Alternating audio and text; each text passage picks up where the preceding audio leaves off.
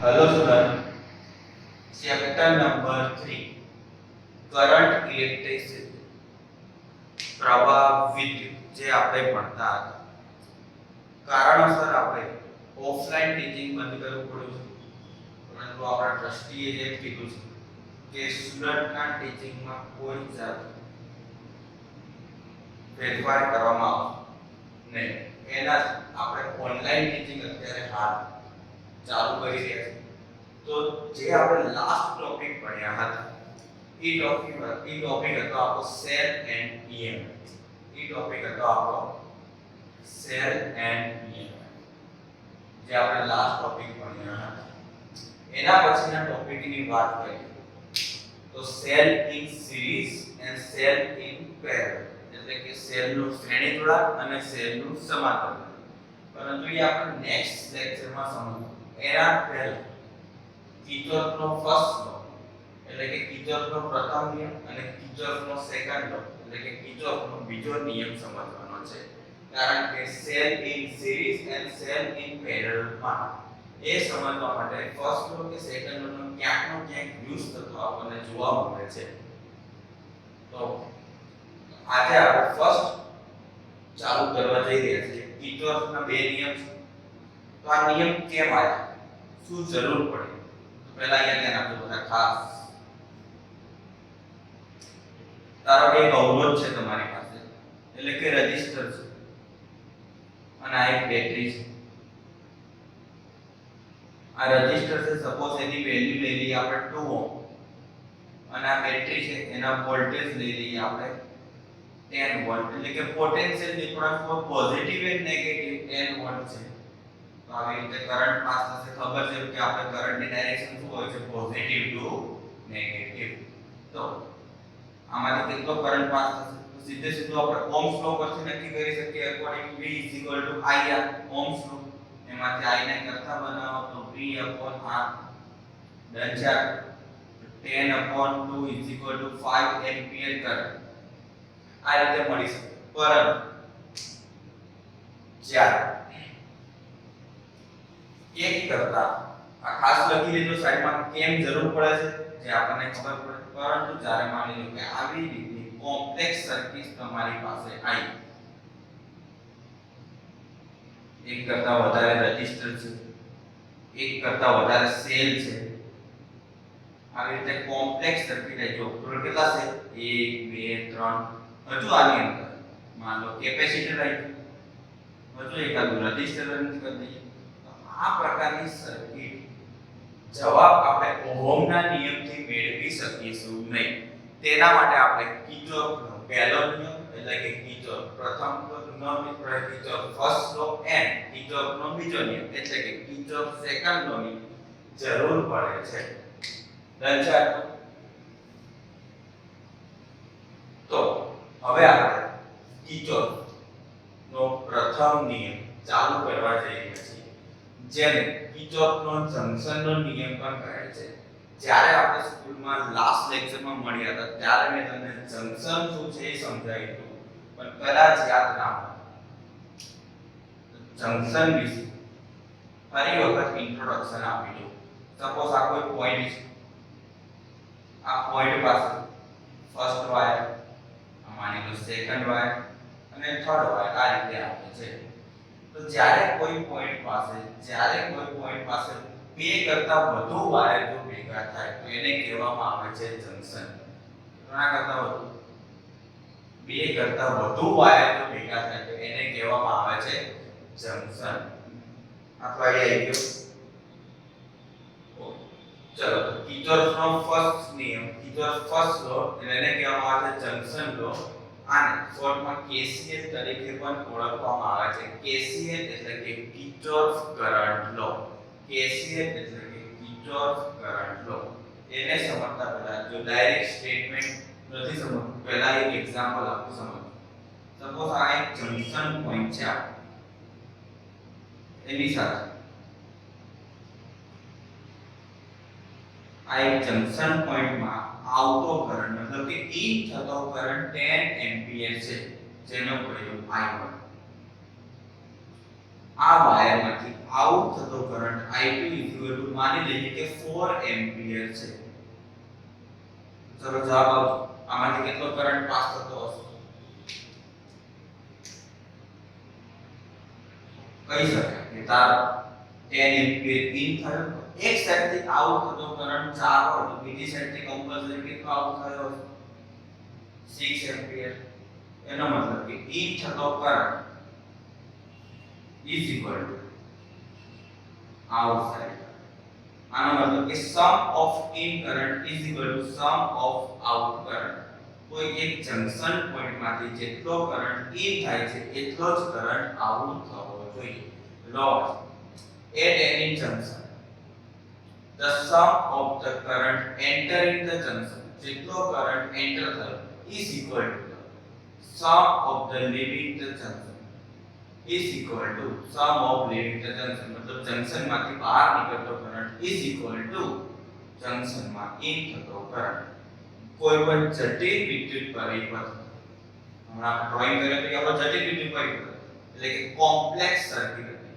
કોઈ પણ જટિલ વિદ્યુત પરિપથમાં કોઈ જંક્શન આગળ દાખલ થતા પ્રવાહનો સરવાળો, જંક્શન આગળ દાખલ થતા પ્રવાહનો સરવાળો એટલે અહીંયા એક જ પ્રવાહ દાખલ થાય છે તો ખાલી I1 એ જંક્શનની બહાર નીકળતા પ્રવાહના સરવાળા બરાબર હોય છે. જંક્શનની બહાર નીકળતા પ્રવાહ કેટલા?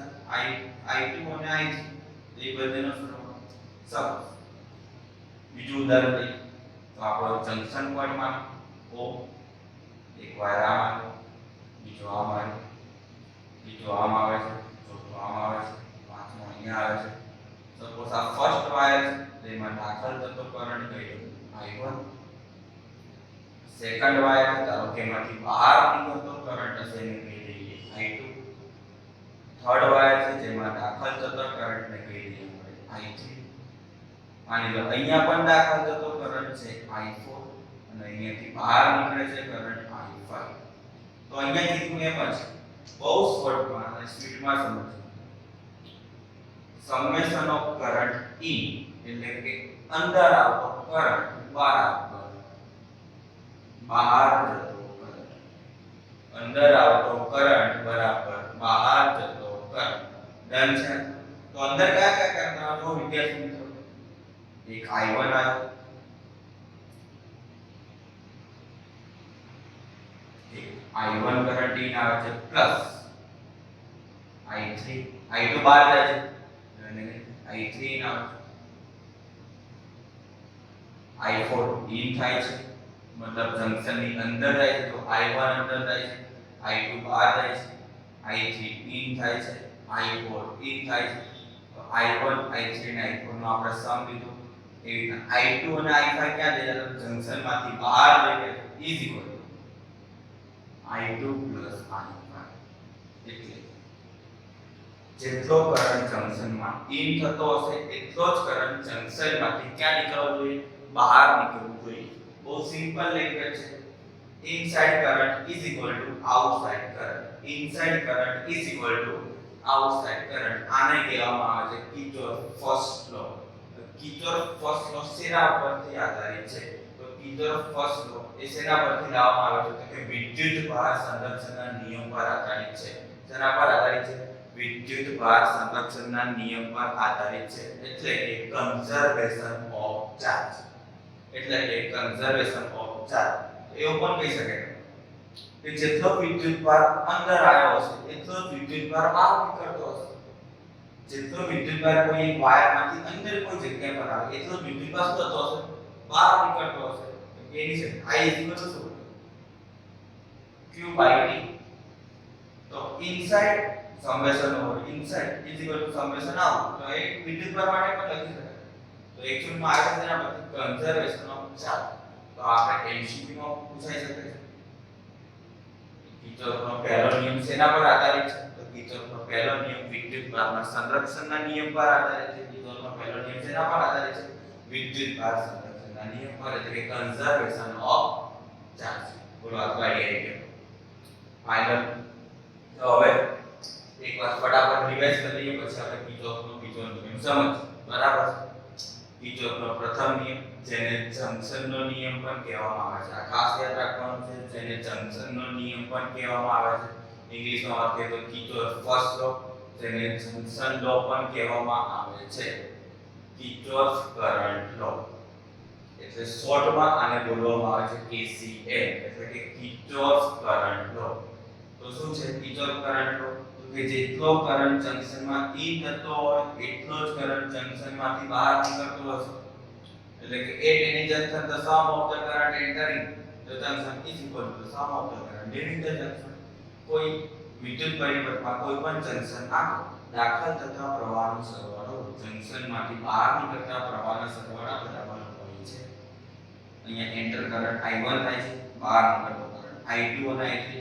તો I1 I2 I3 summation in summation out. I1 in, I2 in, I4 in. I1 I2 I3 I2 I1. અને અલગ રીતે લખીએ તો I2 અને I3 ને આમ લેજો તો આમ લખી શકાય I1 I2 I3 0. આ કે ડન છે. I1 I2 I3 0. તો શું કહી શકાય સમેશન I 0. કુલ પ્રવાહનો સરવાળો શું થવો જોઈએ? 0. એટલે the sum of current is equal to 0. The sum of total current is equal to 0. તો આઈડિયા આવી ગયો છે આપણને કિર્ચોફ ફર્સ્ટ લો.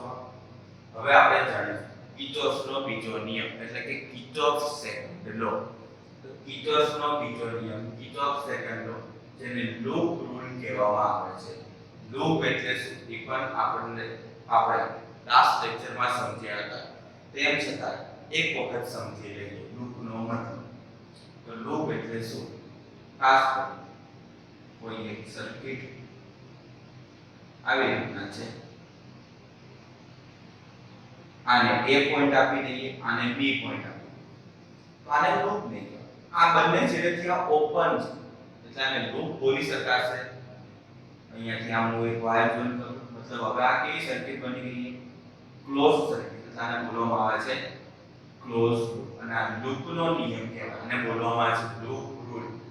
કિર્ચોફનો લૂપ રૂલ, કિર્ચોફ લૂપનો નિયમ, જેને કહેવાય છે કિર્ચોફ વોલ્ટેજ લો. શોર્ટમાં આને બોલવામાં આવે છે KVL, કિર્ચોફ વોલ્ટેજ લો. આને સમજવા માટે જોઈએ મેં ત્રણ ચાર ફિગર ડ્રો કરું છું, ખાસ સ્ટોપ કરીને જોડે ડ્રો કરતા રહેજો.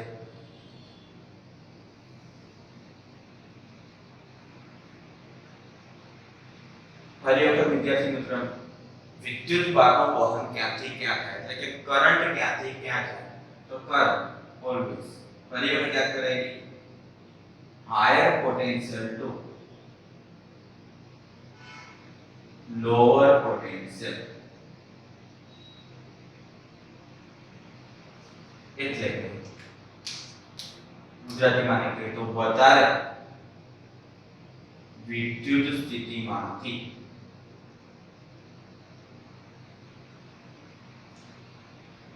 ઓછા વિદ્યુત સ્થિતિમાન તરફ. ધારો કે કરંટ આમ જાય છે, મતલબ આનું વિદ્યુત સ્થિતિમાન વધારે હશે, આનું વિદ્યુત સ્થિતિમાન ઓછું હશે. આ હાયર પોટેન્શિયલ હશે, આ રહ્યો લોઅર પોટેન્શિયલ. ધારો કે આના પોટેન્શિયલનું નામ લઈ લો V of A. A point પાસેના પોટેન્શિયલનું નામ લઈ લો V of A. B point પાસેના પોટેન્શિયલનું નામ લઈ લઈએ V ઓફ B. આ જે રેઝિસ્ટર છે એ માની લો R અને કરંટ જે પાસ કરે છે I. તો કરંટ ક્યાંથી ક્યાં જઈ રહ્યો?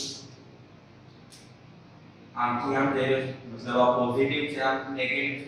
આમ તો રેઝિસ્ટરને પોઝિટિવ નેગેટિવ ના આવે, પણ અહીંયા આપણે વધારે વોલ્ટેજ ને પોઝિટિવ કહ્યું, આ ટર્મિનલને નેગેટિવ, તો આપણે કહી શકીએ. તો હવે આ લખવું હોય માને અહીંયાથી આમ આખો પરિપથ આપણો કરંટ આમ જઈ રહ્યો છે અને આપણે પણ આમ જો તો આપણે લખવું તો V ઓફ A I આનો વોલ્ટેજ આ રેઝિસ્ટરમાંથી પાસ થતો વોલ્ટેજ અકોર્ડિંગ ટુ ઓહ્મ્સ લો આપણને ખબર છે V બરાબર IR. તો પાસ થતો કરંટ આ રેઝિસ્ટરમાંથી કેટલો છે IR, અને અહીંયા વોલ્ટેજ કેટલો મળે છે? પણ જો તમે અહીંયાથી આમ જાઓ તો કયો ટર્મિનલ આપણને મળે? નેગેટિવ. તો V ઓફ A થી V ઓફ B પહોંચતા કેટલા વોલ્ટેજનો ઘટાડો થાય છે આમથી આમ જઈએ નેગેટિવ આવ્યો એટલે વોલ્ટેજનો થયો ઘટાડો એટલે કે વિદ્યુત સ્થિતિમાનનો થયો ઘટાડો ત્યારે આપણે અહીંયા એટલો આઈડિયા એટલે કે V of A minus V of V of A minus IR is equal to V of B તો V of B ને આમ લઈ લો તો V of A આને આમ લઈ લો minus V of B V of A मतलब A પાસેનો વિદ્યુત સ્થિતિમાન V of B मतलब B પાસેનો V of A मतलब potential at A point V of A मतलब potential at B point is equal to IR આ તો આપણે ભણેલા જ છે કે બે એન્ડ વચ્ચેનો વિદ્યુત સ્થિતિમાનનો તફાવત તેના અવરોધ અને તેમાંથી પાસ થતા પ્રવાહના ગુણાકાર બરાબર હોય છે અને એક એક્ઝામ્પલ આપણે લાસ્ટ ટાઈમ સમજ્યા હતા ધારો કે A પોઈન્ટ છે એના પરનો વોલ્ટેજ 10 એક અવરોધ છે આ બે ઓહ્મનો છે આમાંથી પાસ થતો કરંટ માની લઈએ 1 એમ્પિયર છે તો આ પોઈન્ટ પાસે કેટલો વોલ્ટેજ હશે તેને B કહી દઈએ અને VA કહી દઈએ તો અહીંયાથી અહીંયા જ B પોઈન્ટ પાસે કેટલો વોલ્ટેજ વધ્યો હશે તો આ વચ્ચે વાળો કેટલો વોલ્ટેજ થઈ ગયો તો વોલ્ટેજ V IR તરત સમજાય 2 ગુણ્યા 1 ગુણ્યા 2 એટલે 2 વોલ્ટેજ એટલો થઈ ગયો તો B પોઈન્ટ પાસે કેટલો વોલ્ટેજ હશે તો આને આની પાસે 10 છે આ બે કઈ તો વધે કેટલા 8 વોલ્ટ તો જો V of A minus V of B is equal to 8 volt V of A minus V of B is equal to 2 volt 10 minus 8 is equal to 2 volt એટલે કે V of A minus V of B is equal to IR આ બે જ વસ્તુ છે done ચલો બીજું example તમને આમાં કહું પાછો આપણો એક પોઈન્ટ વચ્ચે આ રજિસ્ટર પ્રવાહ આમ જ જઈ રહ્યો છે જેની વેલ્યુ R છે આનું પોટેન્શિયલ V of A આનું પોટેન્શિયલ V of B આપણો આ B પોઈન્ટ હતો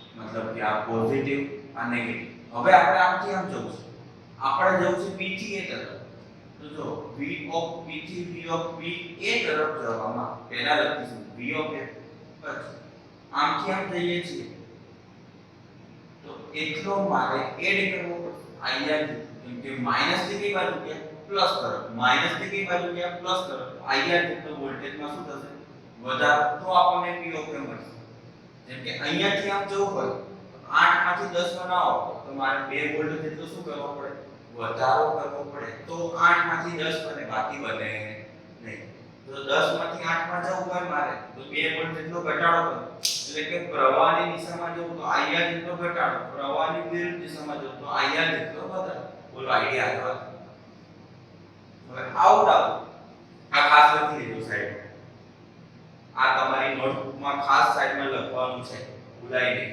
દરેકની નોટબુક પર્સનલી મને સેન્ડ કરવાની છે લખી આજે ને આજે જ એટલે ચેકિંગ થઈ જશે આજે ને આજે જેનો પ્રોપર રિપોર્ટ બનશે અહીંયા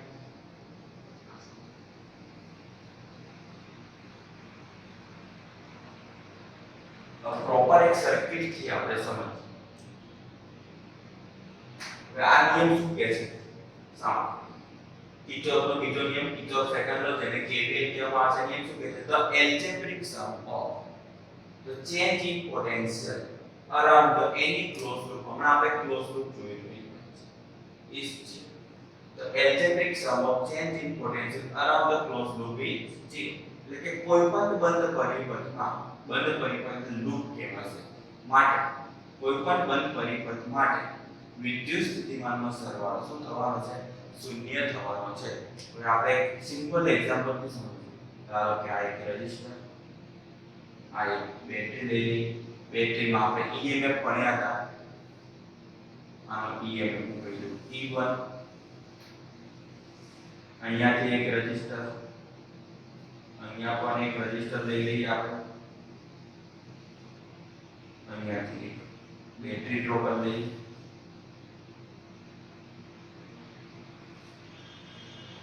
અને અહીંયા પણ એક રેઝિસ્ટર પ્રાપ્ત કરીએ આખું થઈ ગયું ક્લોઝ લૂપ ચાલો હવે મને નામ આપી દો A B C અને D આ રેઝિસ્ટરને કહી દઈએ R1 આને કહી દઈએ R2 આને કહી દઈએ R3 આને કહી દઈએ R2 કરંટ હું રેન્ડમ ડ્રો કરું છું આપણને ખબર છે કે કરંટ બેટરીના પોઝિટિવ માંથી નીકળે અને નેગેટિવ માં જાય પણ અત્યારે રેન્ડમ ડ્રો કરું છું સમજવા માટે ખાસ સમજો ધારો કે અહીંયાથી નીકળતો કરંટ I1 અહીંયાથી આમ આવે છે કરંટ I2 અહીંયાથી કરંટ I થી જઈ રહ્યો છે I3 અને આમ આવતો કરંટ I4 છે હમણાંનો ફરી વખત યાદ કરો એક એક્ઝામ્પલ ફરી વખત કહો A અને આ બી પોઈન્ટ આનો પોટેન્શિયલ V ઓફ A આનો potential V of B resistor R current I અને આમથી આમ જવું છે આમ A થી B તરફનો પોટેન્શિયલ જોઈએ છે તો પ્રવાહ ક્યાં જાય છે higher potential to lower potential મતલબ આ પોઝિટિવ હશે આ નેગેટિવ હશે તો V of A minus IR is equal to V of B મળે હવે હું તમને જે સમજાવું છું એક શોર્ટ ટ્રિક તરીકે યાદ જો આપ ટ્રાવેલિંગ ની ડાયરેક્શન એટલે મારે જે જવું છે એ ડાયરેક્શન એટલે એને કહેવાય ટ્રાવેલિંગ ની ડાયરેક્શન અને કરંટ ની ડાયરેક્શન જો બંને સેમ હોય જો મારી ટ્રાવેલિંગ ની ડાયરેક્શન અને કરંટ ની ડાયરેક્શન બંને સેમ હોય તો જે વોલ્ટેજ આપણે લખીએ છીએ V IR વાળું નેગેટિવ લખવાનો ફરી વખત અહીંયા લખી દઉં જો આપણે ટ્રાવેલિંગ ની ડાયરેક્શન ગુજરાતીમાં કહીએ તો મુસાફરીની દિશા અને કરંટ એટલે કે વિદ્યુત પ્રવાહની દિશા આ બંને જો સેમ હોય તો જે પોટેન્શિયલ લખીશું પોટેન્શિયલ એટલે કે વોલ્ટેજ એ નેગેટિવ રાખવાનો કેવો રાખવાનો નેગેટિવ સાઈડમાં ખાસ સાઈડમાં છાપી દો ઓકે ટ્રાવેલિંગ ની ડાયરેક્શન અને કરંટ ની ડાયરેક્શન જો સેમ હોય તો એ આપણે નેગેટિવ રાખવાનો ફરી વખત travelling direction end current direction એટલે કે મુસાફરીની દિશા મુસાફરી કઈ રીતે કરવાની છે આપણે સમજીએ છીએ મુસાફરીની દિશા અને પ્રવાહની દિશા જો સેમ હોય તો જે પોટેન્શિયલ છે પોટેન્શિયલ એ આપણે નેગેટિવ લઈશું કયું લઈશું નેગેટિવ પોટેન્શિયલ આપણે લઈશું નેગેટિવ અને જો બંને સેમ હોય તો નેગેટિવ અને બંને ઓપોઝિટ હોય તો કઈ ઊંધું બંને ઓપોઝિટ હોય તો પોટેન્શિયલ લઈશું પોઝિટિવ મતલબ કે આપણે આમ જતા હોય ટ્રાવેલિંગ એટલે આપણે આમ જતા હોય અને કરંટ આમ આવતો તો બંને ઓપોઝિટ થાય કે ઓપોઝિટ હોય તો પોટેન્શિયલ પોઝિટિવ અને આપણે આમ જતા હોઈએ મુસાફરી આપણી એમ હોય અને કરંટ પણ સેમ ડાયરેક્શનમાં જતો હોય તો પોટેન્શિયલ આપણું નેગેટિવ તો એક એક્ઝામ્પલથી સમજાય આ એક્ઝામ્પલથી સમજે વધારે આજે આપણે પૂછ્યું ખાસ લખવાનું છે ફરી વખત તમે લોકો બેક છે એક વખત ખાસ લખી દેજો તમારી પાસે હવે સાંભળો હું અહીંયા મારી મુસાફરીની એટલે કે ટ્રાવેલિંગ નક્કી કરું છું મારે ક્યાંથી ક્યાં જવું તો A B C D A થી ચાલુ કરવાનું અને પાછું ત્યાં આવવાનું એટલે આખું લૂપ કરવાનું છે સેમ ફોર્મ્યુલા એમ કરી શકાય ઓકે B થી ચાલુ કરું છું તો આ B C D A B okay છે B A B C B આ એમ પણ કરી શકાય રૂલ સર હું અત્યારે આમ કરું છું મતલબ આ મારી ટ્રાવેલિંગ ડાયરેક્શન એટલે કે મુસાફરીની દિશા થઈ તો અત્યારે આપણે પહેલા તો પોટેન્શિયલ ક્યારે આવશે તો જ્યારે આપણી સર્કિટની અંદર રેઝિસ્ટર આવશે અને રેઝિસ્ટરમાંથી જો કરંટ પાસ થતો હશે તો પોટેન્શિયલ આવશે જ્યારે આપણી સર્કિટમાં રેઝિસ્ટર આવશે અને જો એમાંથી કરંટ પાસ થતો હશે તો પોટેન્શિયલ આવશે કેમ કે V IR ઓમ બાબાએ કીધેલું છે V IR કરંટ પાસ થતો રેઝિસ્ટર પોટેન્શિયલ આવી જાય તો જો કરંટની ડાયરેક્શન પહેલા ક્યાંથી ક્યાં જો અહીંયાથી જાવ A થી B કરંટની ડાયરેક્શન અને આપણે ટ્રાવેલિંગની ડાયરેક્શન સેમ છે તો આમાંથી પાસ થતું પોટેન્શિયલ V IR પર પડે શું લખીશું આપણે I1 R1 પણ બંનેની ડાયરેક્શન સેમ હોય અત્યારે કીધું તો આગળ કયું સાઇન મૂકવાનું નેગેટિવ બંનેની ડાયરેક્શન સેમ હોય તો આગળ આવશે નેગેટિવ બીજું રસ્તામાં શું દેખાયું? Cell, battery. રસ્તામાં આવી બેટરી આપણે આમાં જે એથી બી તો બેટરીમાંથી બહાર આવી જાવ. બેટરીમાંથી ક્યાં આવી જવાનું છે? સેલમાંથી બહાર કૂદકો મારવાનો, જમ્પ મારવાનો, પાછળ જોવાનું. કયું ટર્મિનલ દેખાય? નેગેટિવ. તો એનો વોલ્ટેજ રાખવાનો આપણે નેગેટિવ એટલે કે -E1. બોલો આઈડિયા. પહેલું પરિવર્તન a થી b -I1R1 ને -E1. કેમ -E1? રસ્તામાં જેવી બેટરી દેખાય એટલે કે બેટરીમાંથી કૂદકો મારીને પાછળ જોવાનું. કયું ટર્મિનલ દેખાય? નેગેટિવ. તો શું લખવાનું? -E. ચલો a થી b નું કામ પૂરું. હવે b થી c જઈ. આપણો રસ્તો કયો છે? Travelling a b c d a. a થી b નું કામ પૂરું. હવે b થી c જઈ. b થી c આપણે જવું છે b થી c જોવા. આપણી ડાયરેક્શન આમ અને કરંટ જઈ રહ્યો છે ઉપર. આપણે ટ્રાવેલિંગની ડાયરેક્શન આમ છે, કરંટ જઈ રહ્યો છે ઉપર. તો બંને એકબીજાના ઓપોઝિટ થયા તો પોટેન્શિયલ શું થાય? પોટેન્શિયલ શું થાય? V IR એટલે કે I2R2.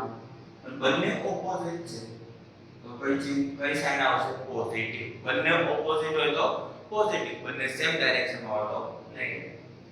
ચલો હવે C થી D ની વાત કરીએ. C થી D આપણે જવું છે C થી D.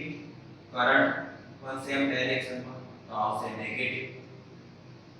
રસ્તામાં બેટરી બહાર આવી ગયા. માની લો આનો EMF તમને E2 આપણે વેલ્યુ આપી દો 10 વોલ્ટ 5 વોલ્ટ એવી રીતે. કાલના લેક્ચરમાં આપણે બુકનો એક્ઝામ્પલ સમજીશું એટલે વધારે આઈડિયા આવે. આમથી આમ જવું છે. Negative terminal -E2. છેલ્લું D2 એ કરંટની ડાયરેક્શન અને આપણે જવું છે D2 એ છેલ્લું D2 એ અને કરંટ બંને સેમ ડાયરેક્શનમાં છે તો નેગેટિવ એટલે કે I4R4. આ બધા જો પોટેન્શિયલ છે V IR પોટેન્શિયલ કહેવાય, EMF એ પોટેન્શિયલ કહેવાય. તમને કીધું હતું EMF એટલે કે ઇલેક્ટ્રોમોટિવ ફોર્સ. મને આ ફોર્સ નથી, આ વોલ્ટેજનો સમ છે. સમજાય જશે લોકો પ્રોપર ડિટેલમાં. સેલમાંથી જ્યારે કરંટ પાસ ના થતો હોય, કરંટ 0 હોય એ વખત કરંટ 0 હોય ત્યારનો જે વોલ્ટેજ એટલે કે પોટેન્શિયલ ડિફરન્સ મળે છે એને કહેવામાં આવે છે EMF માઈનસ. હવે EMF એટલે વોલ્ટેજ છે, આ વોલ્ટેજ બધા વોલ્ટેજનો સમ શું થાય છે? 0. બસ આ છે કિર્ચોફનો બીજો નિયમ. The algebraic sum, એટલે બધો જ addition. The algebraic sum of change in potential around any closed loop is 0. કોઈ પણ બંધ પરિપથમાં વિદ્યુત સ્થિતિમાનનો સરવાળો શું થાય છે? શૂન્ય થાય છે. જરૂરી નથી જ્યારે પણ એક્ઝામમાં પૂછાય ત્યારે એક્ઝામ્પલ આ જ લખો એવું કોઈ જ જરૂરી નથી. કોઈ પણ એક્ઝામ્પલ લખી શકાય છે. હું અહીંયા જો બીજા એક્ઝામ્પલથી સમજાવું.